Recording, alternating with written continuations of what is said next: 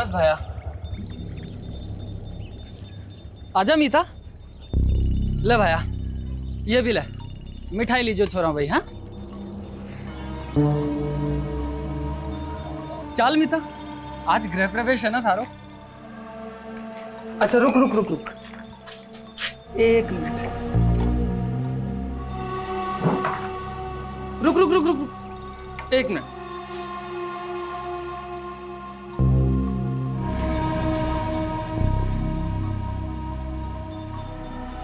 चल आजा।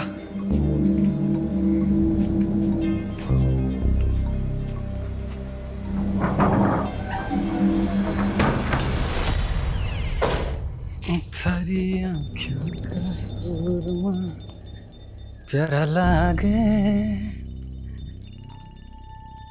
रे चोखा लागे रे मन। अरे क्या कर रहे हो? रुको रुको, क्या हुआ? मने दो मैं। अरे तू आराम कर, मैं कर लूंगा। थे काम करोगे और मैं आराम ना। लाओ मने दो और वो डब्बो लेकर आओ। अच्छा ठीक है।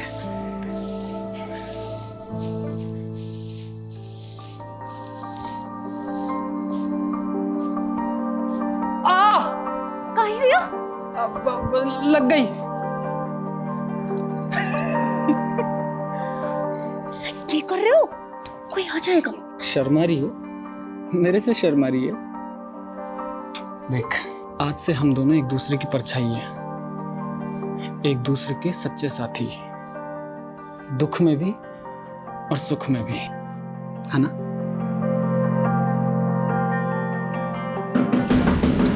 कोई आ गया। कौन है? हमारे को मालूम है आप लोग नाराज हो हमारे से, पर इसमें हमारी कोई गलती नहीं है। मैंने तो बस प्रीति की मदद की सरपंच जी के छोरे अंकुर के साथ भागने में। वे दोनों ब्याह करना चाहते थे एक दूसरे से। अरे झूठ मत बोल सुबोध, तू मेरी छोरी को बेला फुसला के ले गया था और जब उसे तेरी नियत का पता चला ना तो वापस आ गई। नहीं नहीं, ये सही नहीं है। आप चाहो तो प्रीति को बुला के पूछ लो। तू पंचों के सामने मेरी छोरी को बेइज्जत करना चाहे? नहीं आएगी वो यहाँ। सरपंच जी एक बार अंकुर को बुला के तो पूछ लो ना, सब साफ साफ हो जाएगा। ये क्या कर रहे हो? तो सुनो, मेरे छोरे को बदनाम करता है, मारो इसे। नहीं नहीं नहीं, हमारी बात रुक जाओ, मत मारो, मैं जाके हाथ जोड़ू छू। मत मारो।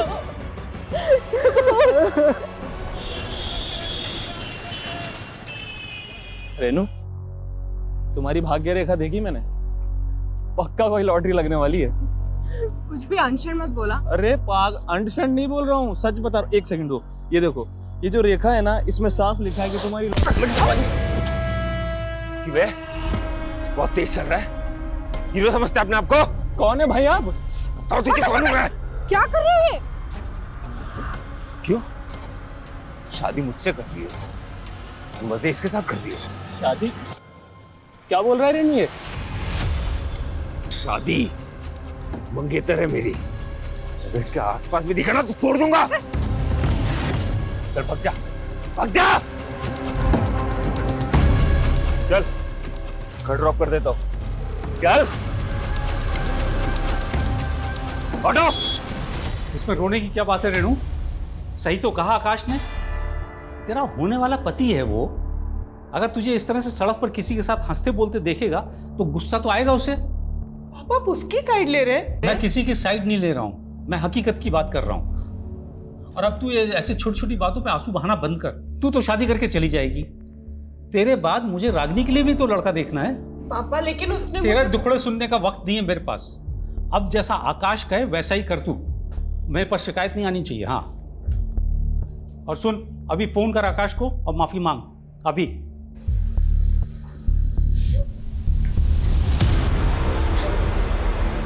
अरे बस ठीक हूँ मैं। अपनी हालत तो देखो, कितनी बुरी तरह मारा है उन लोगों ने।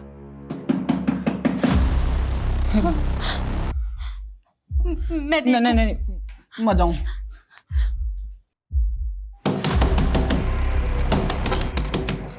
सुबोध, क्या हो गया? अरे भाग यहाँ से। अरे क्यों? गांव वाले आ रहे हैं तुझे मारने के लिए। क्या बात कर रहे हो ज्ञान? अरे सरपंच और प्रीति के घर वालों से तूने दुश्मनी मोल ले ली है और ये किस चोरी से ब्याह करके ले आया तू? क्या सोचा था गांव वाले तेरा स्वागत करेंगे? तारे को तो सब कुछ मालूम है ज्ञान। पूरा गांव जानता है प्रीति और अंकुर की प्रेम लीला के बारे में। अंकुर के दबाव में मैंने सब कुछ किया। नीता से शादी करने के लिए मुझे कुछ पैसों की ज़रूरत थी। वो पैसे मांगे मैंने अंकुर से और उसके बदले में ये काम किया। तो अरे ये सब कुछ उन लोगों को कौन समझाएगा? उनके सर पर तो खून सवार है।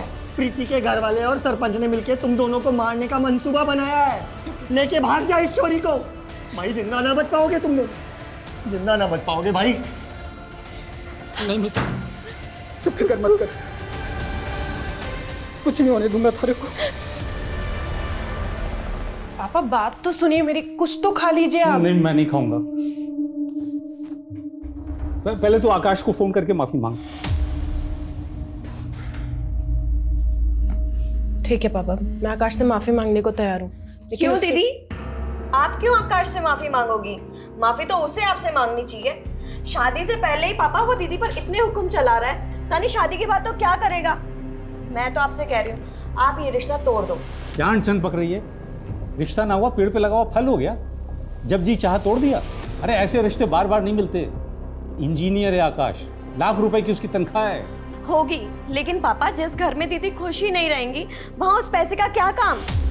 चुप कर तू अभी छोटी है, तुझे समझ नहीं है। मैं जो कुछ भी कर रहा हूँ इसके भले के लिए कर रहा हूँ, और तू उल्टा सीधा मत डाल इसके दिमाग में। लेकिन पापा, दीदी आप परेशान मत हो, मैं हूं ना, मैं कुछ करती हूँ।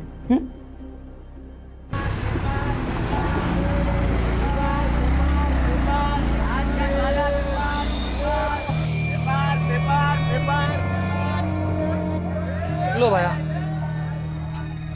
क्या देख रही है? गांव से बहुत दूर है हम, कोई नहीं आएगा। चल एक काम कर, तू यहाँ बैठ, मैं टिकट लेकर आता हूँ। हाँ ये फोन में पैसे भी भरवा लाना। ठीक है, तू बैठ, मैं आता हूँ। हाँ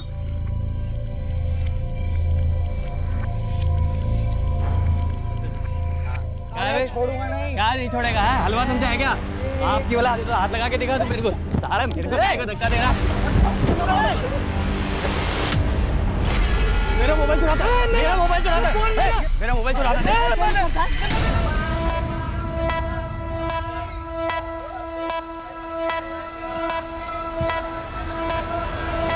साहब मैं चोर नहीं हूँ साहब, वो दोनों गुंडों ने मारे को फंसा दिया साहब।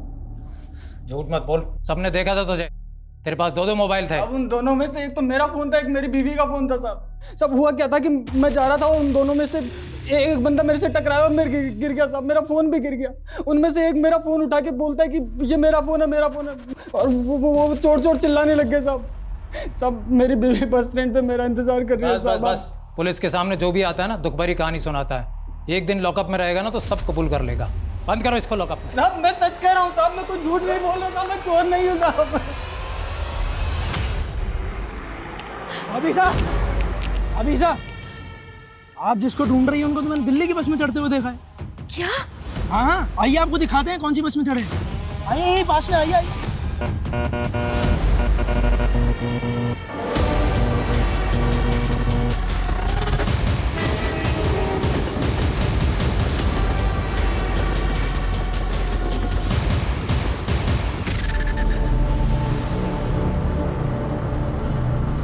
सर ये खून से सना हुआ चाकू मिला है, शायद यही मर्डर वेपन है। विक्टिम का चेहरा बुरी तरह से बिगाड़ा गया है, शायद इसलिए ताकि शिनाख्त ना हो सके। पूजा बड़े को कवर करो। ये जंगल रेलवे स्टेशन के नज़दीक है, मुमकिन है कि विक्टिम यहाँ की रहने वाली ना हो और कातिल इसको यहाँ पर कत्ल करने के इरादे से ही लेकर आया हो। सर ये भी तो हो सकता है कि विक्टिम और कातिल एक दूसरे को जानते हो। सर ये देखिए सर, झाड़ियों में एटीएम कार्ड मिला है। देखो जरा किसका। सर एलएनसी बैंक का है, लेकिन इस पे कार्ड होल्डर का नाम नहीं लिखा हुआ। इस बैंक की नज़दीकी ब्रांच से कॉन्टैक्ट करो और कार्ड की डिटेल्स निकलो। सर ये देखिए। माँ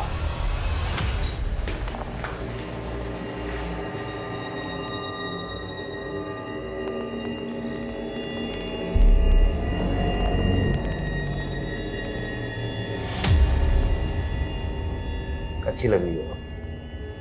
सॉरी हाँ, कुछ ज़्यादा ही हो गया, मुझे पता है। लेकिन तुम भी मुझसे बहुत बहस करती हो। काम करो, तुम मुझे सॉरी बोल दो, ठीक है? सब कुछ यहीं पे खत्म करते हैं। आकाश I'm sorry। It's okay, आगे से ना। लेकिन मैं तुमसे शादी नहीं कर सकती। मैं किसी और से प्यार करती हूँ। आकाश, यहाँ पे तमाशा मत करो। तमाशा तुमने देखा ही है। मैं तुम्हें अपनी बीवी मान चुका हूँ, इतनी आसानी से नहीं जाने दूंगा। किसकी वजह से मुझे छोड़ रही हो? की वजह से काट के लाके रख दूंगा मैं। आकाश, जबरदस्ती तुम मुझे हासिल नहीं कर सकते। अच्छा यही होगा कि मुझे भूल जाओ। प्लीज मुझे मेरी जिंदगी अच्छे से जीने दो।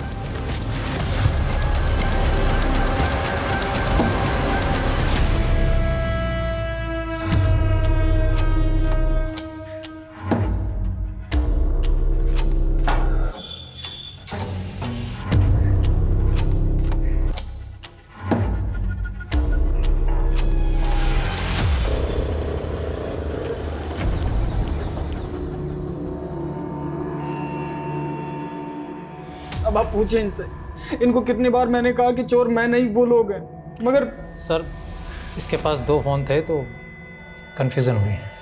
फिलहाल जाओ तो। Sorry sir. सब हमारी बीवी साहब। तुम शांत हो जाओ, बैठो, बताओ क्या हुआ है? हमारी बीवी का कुछ पता नहीं चल रहा है साहब। आखिरी बार कहाँ देखा था उसको? जयपुर बस अड्डे पे साहब। और सर इन्हें ठगने वाले लोगों के बारे में भी हम पता लगा रहे हैं और काम करने के तरीके से लग रहा है जैसे कोई पेशेवर मुजरिम थे। सब हमारी बीवी का पता लगा लो साहब। सुबह तुम फिक्र मत करो, हम तुम्हारी बीवी को जल्द से जल्द ढूंढने की कोशिश करेंगे। ठीक है सर। बॉडी की शिनाख्त अभी तक नहीं हो पाई है। हालांकि पोस्टमार्टम रिपोर्ट से पता चला है कि लड़की की उम्र 23 से 25 साल के बीच थी। और सर लड़की की मौत बॉडी मिलने से 7 से 8 घंटे पहले हुई थी। और मारने से पहले विक्टिम के साथ फिजिकल रिलेशन बनाया गया, पर बॉडी पर किसी भी तरह के डीएनए सैंपल्स नहीं मिले। शायद प्रोटेक्शन यूज़ किया होगा। और सर बॉडी में नींद की गोलियां भारी मात्रा में मिली हैं। सर हो सकता है कातिल का ये प्लान रहा हो, पहले नशे की गोलियां देकर लड़की को बेहोश किया, फिर उसके साथ फिजिकल हुआ और फिर उसको मार दिया। इसलिए बॉडी पर किसी भी तरह का रजिस्टिंग मार्क्स नहीं है। वो एटीएम की डिटेल्स कब तक आएंगे? सर बैंक मैनेजर से बात की है, कार्ड बहुत पुराना है इसलिए थोड़ा समय लग रहा है। जब तक कार्ड की डिटेल्स आती हैं, विक्टिम की तस्वीर दिल्ली एनसीआर के सभी थानों में भेजो। शायद कहीं कोई मिसिंग कंप्लेंट फाइल हुई हो। और इस टैटू को आसपास के जितने भी टैटू पार्लर्स हैं सब जगह दिखाओ। और विक्टिम की तस्वीर सभी लोकल न्यूज़पेपर में दो, शायद कोई शिनाख्त के लिए आ गई। दीदी, आकाश से शादी ना करने का डिसीजन आपका एकदम सही है, लेकिन आप मेरी बात मानो तो अभी भी। रागिनी, मैं जानती हूँ तुझे मेरी फिक्र है, पर तुझे अब मेरी फिक्र करने की कोई ज़रूरत नहीं। अब मैंने तय कर लिया, मैं डर के नहीं जीने वाली। और वैसे भी अब मेरी ज़िंदगी में कोई और आ गया। कौन है वो? और कहीं उसी की वजह से तो तुमने संजीव को रिजेक्ट नहीं किया था। सच बताओ दी। Sanjeev I am sorry. मैं जानती हूँ कि मुझे ये सब कुछ पहले ही बता देना चाहिए था, लेकिन मैं क्या करती, मेरे फादर बहुत स्ट्रिक्ट हैं। संजीव, मेरे कहने से शादी नहीं रुकेगी, सिर्फ तुम ही शादी को रोक सकते हो। प्लीज़ मुझे रिजेक्ट कर दो।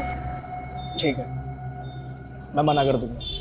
रेनू दी, उस दिन भी तुमने एक झूठी कहानी बनाकर इतना अच्छा लड़का हाथ से गवा दिया। तुझे संजीव की इतनी फिक्र क्यों हो रही है? टॉपिक मत बदलो दी।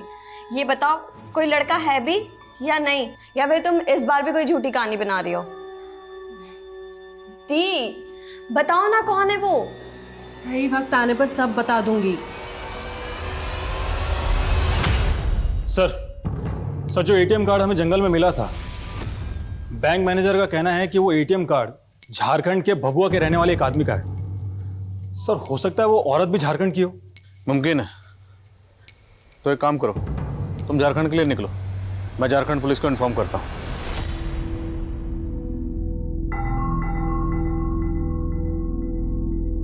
रेणु, कहाँ है तू? इधर आ, बाहर आ। जी पापा, क्या हुआ? क्या ये है? राजेश कौन है ये? पापा, राजेश मेरे पति का नाम है। क्या? तूने सच में शादी कर ली? कोई शादी वादी नहीं हुआ है अंकल, कह तो रहा हूं आपसे। सर्टिफिकेट नकली है ना? नहीं नहीं पापा, ये सर्टिफिकेट एकदम सच है, मेरी वाकई में शादी हो गई है। क्या क्या है ये? अंकल आप दुखी मत हो, देखो आप शादी की तैयारी करो, मैं हूं ना, इसे तो मैं संभाल लूंगा। तो जैसे गुंडे से कभी शादी नहीं करूंगी। निकल जा मेरे घर से बाहर, निकल जा बाहर जा। अंकल तेरी शादी आकाश से ही होगी। सॉरी आकाश। अरे अंकल आप माफी क्यों मांग रहे हैं? प्लीज बुरा मत मान। नहीं अंकल आप टेंशन क्यों ले रहे हैं? मैं कह तो रहा हूँ आपको, मैं संभाल लूंगा सब कुछ। अब शादी की तैयारी की क्या कर रही है रेणु? मुझे मारेगी? मार।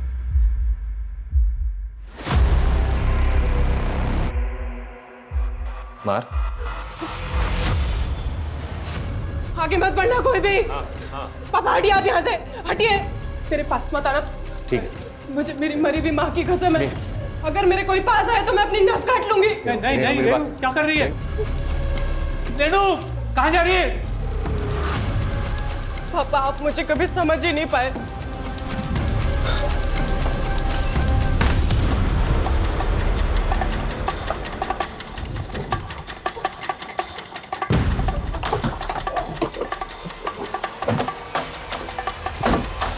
मुजाहिद आपका ही नाम है? जी साहब, हमारा एटीएम कार्ड चोरी हो गया था साहब। हम पंजाब में जेसीबी चलाने का काम करते हैं। अभी 2 हफ्ता पहले जब हम दिल्ली बस अड्डे पे बस का इंतजार कर रहे थे, तभी अचानक एक आदमी आधम का। कौन आदमी? साहब हम बस का राह देख रहे थे, तो आदमी हमसे आकर बोला कि हम भी झारखंड जाने वाले हैं। साहब वो हमसे बतियाने लगा, हमें बाथरूम जाना था, तो वो हमसे कहने लगा कि हम संभाल लेंगे तुम्हारा सामान। हमने भरोसा कर लिया साहब उस पर और लौट गए। जब वहाँ लौट कर वापस आए तो ना तो वो आदमी वहाँ पर था, ना हमारा सामान। और उसी बैग में तुम्हारा एटीएम कार्ड भी था? अरे एटीएम कार्ड का साहब, हमारा पर्स, हमारा मोबाइल, पैसा, कपड़ा लत्ता सब कुछ उसी में था। मुझे तुम्हारा फोन भी चोरी हुआ था ना? जी साहब। उसका IMEI नंबर है तुम्हारे पास?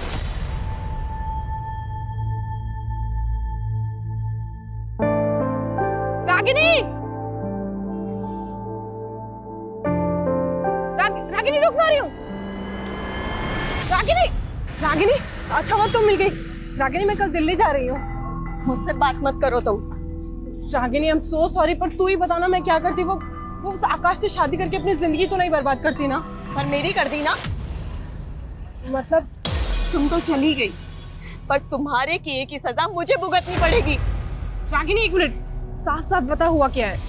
आकाश बेटा। हाँ बाबा। मुझे माफ कर दे, मैं अपना वादा पूरा नहीं कर पाया। देखिए, जैसे हाथों की सारी उंगलियां एक जैसे नहीं होती, वैसे ही सारी औलादें एक जैसे नहीं होती। आप अपना वादा पूरा कर सकते हो अभी भी। मैं रागिनी से शादी कर लूंगा, अगर आपकी इजाजत हो तो। बिल्कुल, बहुत अच्छी बात कही तो। रागिनी तू करेगी ना आकाश से शादी? तू आकाश से शादी करेगी? ये सब तुम्हारी वजह से हो रहा है। रागिनी मेरी बात तो सुन।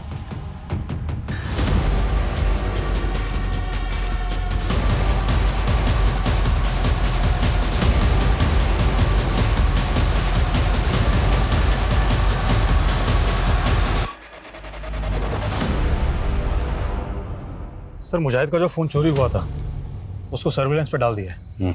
अगर कोई दूसरा सिम एक्टिव हुआ तो पता चल जाएगा। सर विक्टिम की बॉडी का क्या करना है? डॉक्टर का कहना है कि बॉडी तेज़ी से गल रही है। डॉक्टर से बॉडी का DNA प्रिजर्व करने के लिए कहा और उसके बाद अंतिम संस्कार करवा दो। और विक्टिम की जो तस्वीरें दी थी अखबार में, उससे भी कुछ पता नहीं चला? सर फिलहाल तो नहीं।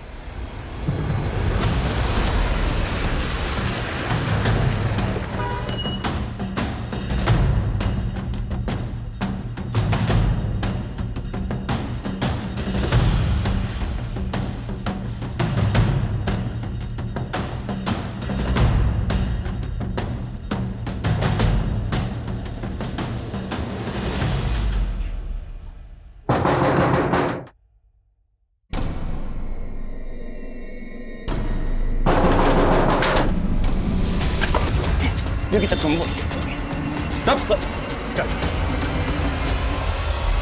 साहब मारो बच्चा, आप सच कह रहे हैं। हमने उसकी बीवी के साथ कुछ नहीं किया, उसको तो 2 लोग उठाकर ले गए थे साहब। कौन था वो आदमी? साहब हमें नहीं मालूम वो आदमी कौन था। हम मानते हैं कि हमने उस दिन सुबोध को ठगा था। लेकिन साहब जब हमने सुबोध की बीवी को देखा तो हमारे मन में लालच आ गया और हमने एक और प्लान बनाया। अभी साहब आप जिसको ढूंढ रही हैं उनको तो मैंने दिल्ली की बस में चढ़ते हुए देखा है। क्या कह रहे हैं आप? अरे हाँ, वही ना, हल्की पीली शर्ट वाला आदमी ना, वो तो भाभी साहब 12:20 की बस से दिल्ली चला गया। अरे मैंने ही तो टिकट काटा था उसका। ये हाँ, सुबोध नाम था ना उनका। हाँ, पर ये मारे को अकेला छोड़कर कैसे जा सकते हैं? भाई साहब, मारे को अभी दिल्ली जाना है। भाभी साहब आज तो कोई बस है नहीं, कल जरूर मिल जाएगी दिल्ली की बस आपको, कल चले जाना। पर मैंने तो अभी जाना है। आप फिक्र मत करो, आपको दिल्ली जाना है। शाम को यहाँ से टैक्सी जाएगी, वो मेरा दोस्त ही है, छुड़वा देते हैं आपको। वो बोली थी, आसानी से मेरी बातों में भी आ गई। नहीं है, अच्छा दोस्त है मेरा। छोड़ो, छोड़ो, मैंने कुछ नहीं किया। अरे छोड़ो। आवाज में कौन था हमें नहीं मालूम।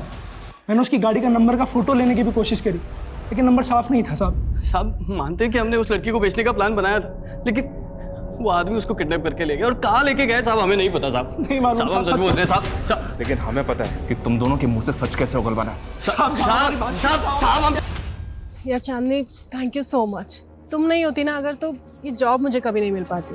कितनी बार थैंक्स बोलेगी? दोस्त भी बोलती है और थैंक्स भी बोलती है।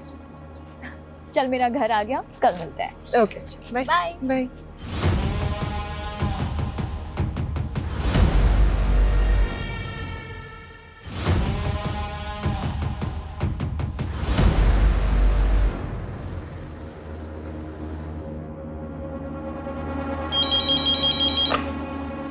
हेलो। हेलो पापा, मैं रेनू।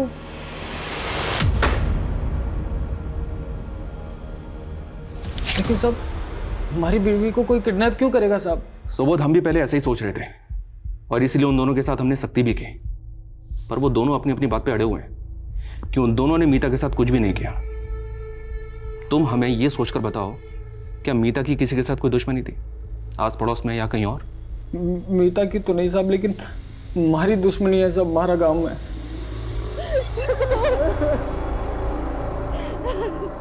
वो लोग मार देते साहब हमारे को जान से। तो तुम्हें लगता है कि प्रीति के फादर विजय और गांव का सरपंच मीता को अगवा कर सकते हैं? धोखा और दुश्मनी इंसान आसानी से नहीं भूलता साहब। कहीं उन लोगों ने हमारी मीता को। तुम चिंता मत करो, फिलहाल तुम घर जाओ, जैसे ही कुछ पता चलेगा हम तुम्हें बता देंगे। ठीक है साहब। शर्मा, इस सुबोध के गांव जाकर हमें इंक्वायरी करनी होगी। हो सकता है कि वहां से मीता के बारे में हमें कोई पुख्ता लीड मिले। साहब, इंसान को पहचानने में मात खा गया मैं। वो आकाश जिसे मैंने अपने बच्चों से ज्यादा माना, कातिल निकला। पापा, पुलिस ढूंढ रही है उसे, और अच्छा ही हुआ कि रेनू दीदी हम सबको छोड़कर चली गई, वरना उनकी जिंदगी तो बर्बाद हो जाती।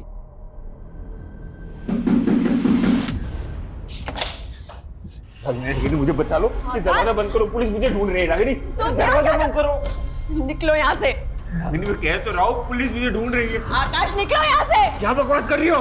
तुम मेरी होने वाली बीवी हो। मेरा तुमसे कोई रिश्ता नहीं है, चलो निकलो यहाँ से। निकलो। वो ठीक करिए, तुम्हारा उससे अब कोई रिश्ता नहीं है। तेरा भी पढ़ निकला है क्या? छोड़ो पापा को, आकाश छोड़ो। मैं इस घर से नहीं जाऊंगा। मैं भी देखता हूँ कौन मुझे तो इस घर में नहीं रखता। मैं भी देखता हूँ कौन निकाल। बाहर जा। यहाँ मत रुक। नहीं, इस घर में नहीं रह सकता।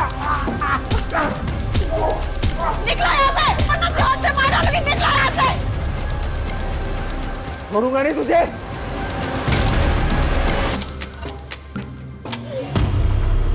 अरे नहीं साहब, हमारी दुश्मनी तो सुबोध से थी। मीता को अगवा करके मेरे को क्या मिलेगा? साहब जरूर किसी ने आपके कान भरे हैं। देखिए, इस उम्र में हड्डियां कमजोर हो जाती हैं, जोड़ने में टाइम लगता है। क्यों बेकार में तोड़वाना चाहते हैं? धमकियां किसी और को देना साहब, सरपंच हूं गांव का, नियम कायदे मैं भी जानता हूँ। जब कह रहा हूँ मीता को अगवा नहीं किया तो नहीं किया। कोई सबूत है आपके पास? सबूत हो ना तब आना। जयराम जी की। सर मुजाहिद का जो फोन चोरी हुआ था वो जयपुर में एक्टिव हुआ एक नए नंबर के साथ। किसका नंबर है?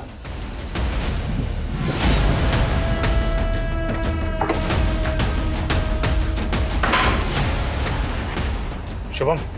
हाँ। अरे लेकिन लेके चलो सर। अरे मैंने किया क्या है? लेकिन मारे को मत मारो साहब जी, मैं सब बता रहा हूँ। आपने मैंने वो फोन एक मोबाइल की दुकान से खरीदा था। वो आदमी सेकंड हैंड फोन बेचता है। वो फोन तुमने कौन सी दुकान से खरीदा था? अरे चल निकल बाहर। होगा साहब? अरे बात क्या है? सब मैं बताता हूँ साहब मैं मानता हूँ कि मैंने चोरी का फोन बेचा है साहब, लेकिन ये कत्ल वतल से मेरा कोई लेना देना नहीं है साहब। किसको बेचा? अरे साहब दिन में 10 लोग आते हैं, 10 फोन बेचता हूँ। 10 लोगों के चेहरे याद कर और बता किस किस को बेचा था। तेरी दुकान में सीसीटीवी तो है ना? हाँ पर वो खराब है साहब। अब अगर तुझे खुद की जान बचानी है तो जिसको फोन बेचा था उसके नाम और चेहरे याद कर। नहीं साहब, मैं चेहरे याद करता हूँ। और वो आप लोग क्या बनवाते हैं? स्केच प्रशांत, जो भी स्केचेस बनवाए उन्हें मुजाहिद से वेरीफाई करवा। जी सर मेरे ख्याल से लड़की की पहचान करवाने की हमें फिर से कोशिश करनी चाहिए। सर एक बार फिर से अखबार में फोटो दे दो। तो इस बार विक्टिम और उसके हाथ में जो टैटू है उसकी तस्वीर दिल्ली के अलावा देश के बाकी अखबारों में छुपो, शायद शनाख्त हो पाए। सर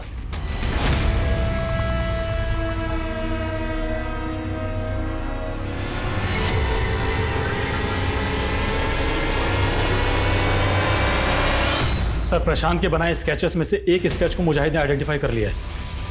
ये रहा वो स्केच और इसे उठा लिया है। मैं मानता हूं कि मैंने मुजाहिद का सामान और उसका फ़ोन चुराया था साहब, पर वो सारा सामान मैंने प्रशांत को बेच दिया था साहब। तुमने जो मुजाहिद का सामान चुराया था उसमें मुजाहिद का एटीएम कार्ड भी था, और वो एटीएम कार्ड हमें एक लड़की की डेड बॉडी के पास मिला। वहाँ कैसे पहुँचा?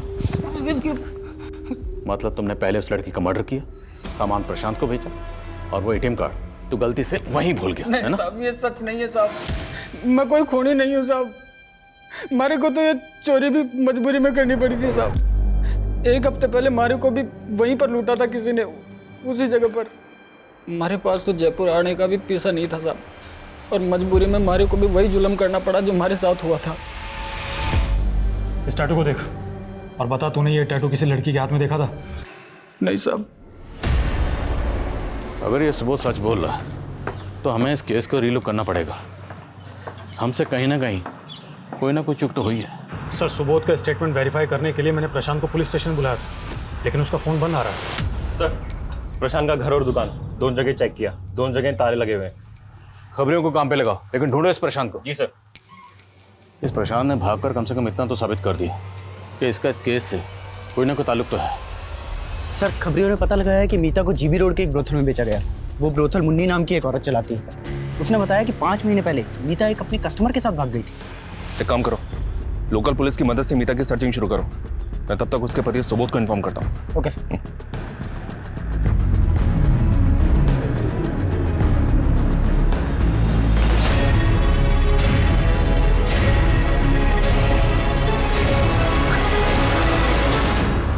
मेरी बेटी रागनी ही है, उसके हाथ में ही ऐसा टैटू बना था। वो अपनी बहन रेणु को ढूंढने यहाँ दिल्ली आई थी।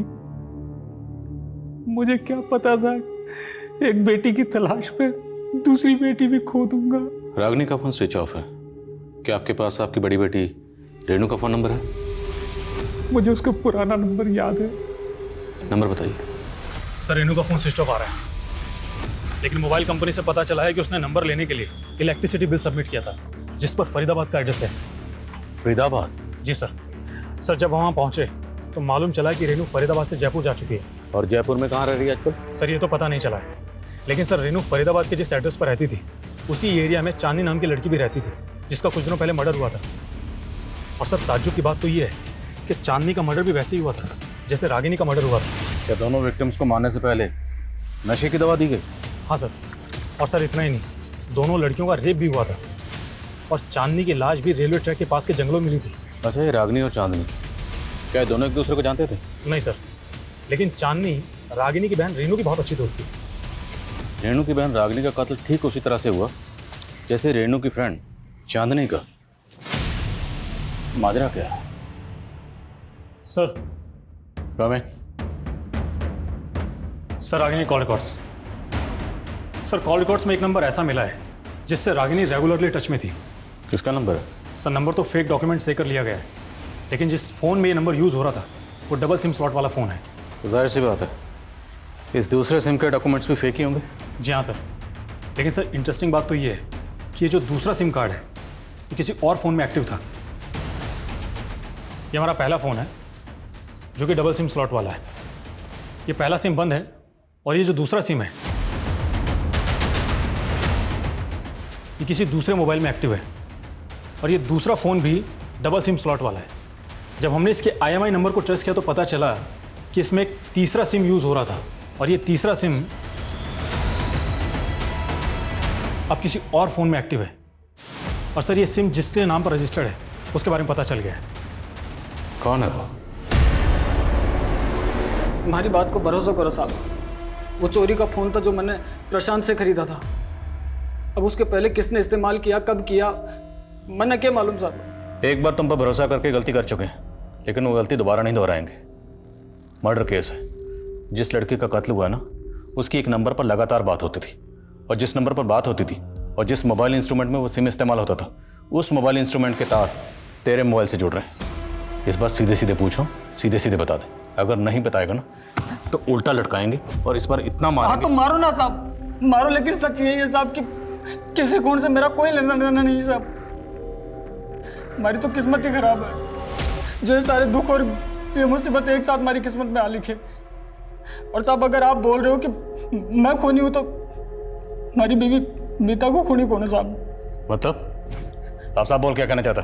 साहब, मेरी बीवी मीता का खून हो गया था साहब, और मैंने जयपुर थाने में रिपोर्ट भी लिखवाई है। आप चाहो तो पता कर लो। सो बहुत बुरी खबर है तुम्हारे लिए। तुम्हारी बीवी मीता को दिल्ली में एक कोठे पर बेचा गया था। हम उसे ढूंढ ही रहे थे कि हमें उसकी ये फोटो मिली। पानीपत में उसकी लाश मिली हमें। किसी ने उसका गला दबा के मार दिया था उसे। सर, मुझे नहीं लगता सुबोध खूनी हो सकता है। मैंने पता किया है, इसकी वाइफ का मर्डर हुआ था और ये बात सच है। हालांकि चांसेस कम है, पर फिर भी क्वेश्चनिंग करते रहो। प्रशांत के बारे में कुछ पता चला? सर, तलाश जारी है। ढूंढो उसे। सर। साला भी इसको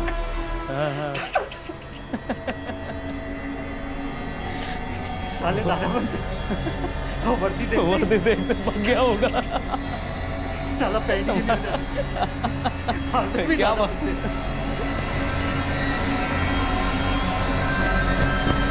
भाई 2 मिनट जोर से लगी। सुखराम, जल्दी आओ। खुद को मारने की कोशिश की इसने। एम्बुलेंस बुलाओ जल्दी।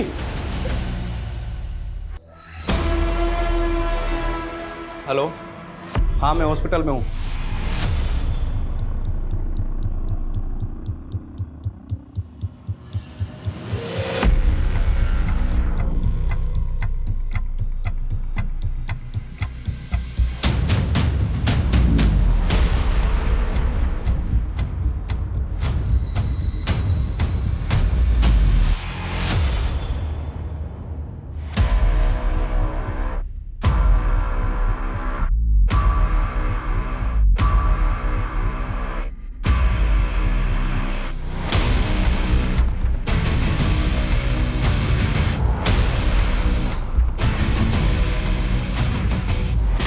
सर, इस सुबोध को तो हम निर्दोष समझ रहे थे, ये तो बड़ा ही शातिर निकला। अखबार में हमारे द्वारा सर्कुलेट की गई फोटो को देखकर कई पुलिस स्टेशन से फोन आए। सर, बंगाल पुलिस ने तो इसे वांटेड घोषित किया है। दुर्गापुर में एक मर्डर किया था इसने। पर समझ में नहीं आई, सुबोध का नाम डेटाबेस में कैसे नहीं मिला? क्योंकि सर ये हर जगह फेक नेम से क्राइम करता है। बंगाल पुलिस में बादल नाम से केस रजिस्टर्ड है, बिहार में विनोद और MP में रघुराम। सर, बंगाल केस में सुबोध ने एक फेक आइडेंटिटी क्रिएट की थी। अंजना नाम की एक लड़की को जंगल में ले जाकर नशे की दवाइयाँ दी, उसके साथ रेप किया और उसका मर्डर कर दिया। एक आई विटनेस की वजह से पकड़ा गया और 2 महीने तक जुडिशियल कस्टडी में था। सर, जेल के इंचार्ज से मेरी बात हुई, उसका कहना है कि सुबोध जेल में चार्ल्स शोबरा जैसे सीरियल किलर्स की किताबें पढ़ता था और दूसरे कैदियों को भी सीरियल किलर्स की कहानी सुनाता था। Serial killer? इस सुबोध की दिमागी हालत मुझे कुछ ठीक नहीं लग रही। सर जेलर को भी यही लगता था, तो उन्होंने साइकेट्रिस्ट को कंसल्ट किया और साइकेट्रिस्ट का कहना था कि सुबोध और उसके लिए वो मर्डर भी कर सकता है। अच्छा, इसकी जमानत तो हुई नहीं होगी, फिर ये छूटा कैसे? सर सुबोध ने वही तरीका वहाँ अपनाया जो उसने यहाँ अपनाया था। सुसाइड का नाटक करके अस्पताल में भर्ती होकर चकमा देकर भाग गया। अच्छा, सुबोध ने बंगाल के अलावा और कहाँ मर्डर किए? सर सुबोध ने कुल 11 मर्डर किए हैं अलग अलग नाम से, और सब में विक्टिम औरतें थीं। गुजरात, मध्य प्रदेश, पंजाब, हरियाणा में भी मर्डर किए सुबोध ने। तो मतलब अगला मर्डर ये दिल्ली में नहीं कहीं और करेगा। ये कहीं ना कहीं तो अगले शिकार की तलाश में होगा। वर्मा, इससे पहले ही किसी और मासूम को अपना शिकार बनाए, ये सुबोध मुझे सलाखों के पीछे चाहिए। सर हेलो,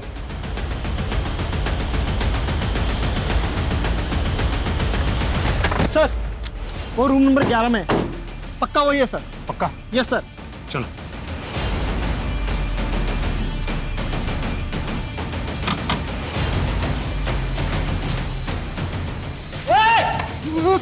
सुबोध, बहुत घुमा लिया तूने हमें, अब पुलिस स्टेशन चलने का समय आ गया। लेके चलो इसे। खूब दौड़ाया ना आप लोगों को, लेकिन अब और परेशान नहीं करूंगा, बता दूंगा सब कुछ। हमारी मीता, जिसको उन कमीनों ने धंधे पर बैठा दिया था, आपको तो पता ही चला होगा ना? पता है हमें। हमारी बीवी मीता अपने किसी कस्टमर के साथ भाग गई थी। अरे वो कस्टमर नहीं तो था, पहले भगा के ले गया उसे और मार दिया। फिर क्यों मारा मीता को? मैली हो गई थी ना साहब। मीता की मौत के बाद मानो मन नया जन्म मिल गया हो। सालों तक लोगों ने सताया हमारे को, पर अब हमारी बारी थी। रेणु का यही दिल्ली के त्रिनगर में शादी की थी उससे मैंने। रेणु की बहन रागिनी, उसे क्यों मारा? रेणु के साथ उसे मार्केट में देखा था मैंने। रागिनी बड़ी पसंद आई थी मैंने, लेकिन रागिनी से पहले रेणु की सहेली चांदनी से मिला मैं। उसके खूब मजे लिए मैंने, फिर मार दिया उसे। और बाद में मुझे पता चला कि रेणु रागिनी को बार बार फोन करती थी, और वहीं से रागिनी का नंबर चुराया मैंने, और फिर रेणु से मिलने के बहाने उसे दिल्ली बुला लिया। बस बस भाया। यहाँ पर किस लिए? यहीं से जाना पड़ेगा, वो पूरा घूम के जाएंगे तो टाइम लग जाएगा ना।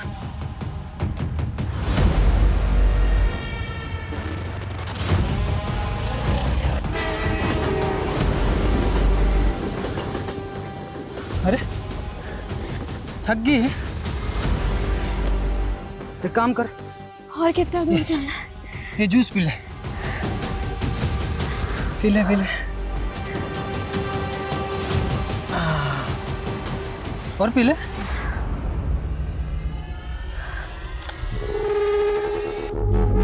चलो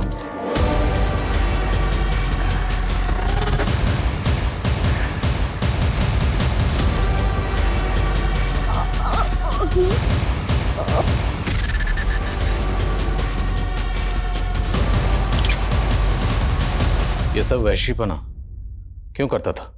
हमारे को भी शोभराज भैया की तरह अलग अलग लड़कियों को चखने का चस्का लगा था। तूने सभी विक्टिम्स को किसी रेलवे स्टेशन के पास वाले जंगल में ले जाकर मारा, और वहां ले जाकर मारने से पहले तूने नशे की दवाई देता था। कहां से सीखा ये सब? अभ्यास किया था साहब, खूब पढ़ता था मैं जेल में। और इतना ही नहीं, प्रोटेक्शन यूज करता था हर बार, ताकि आप लोगों को कोई सबूत ना मिले। सोचा था कि शोभराज भाई का रिकॉर्ड तोड़ दूंगा। मस्त।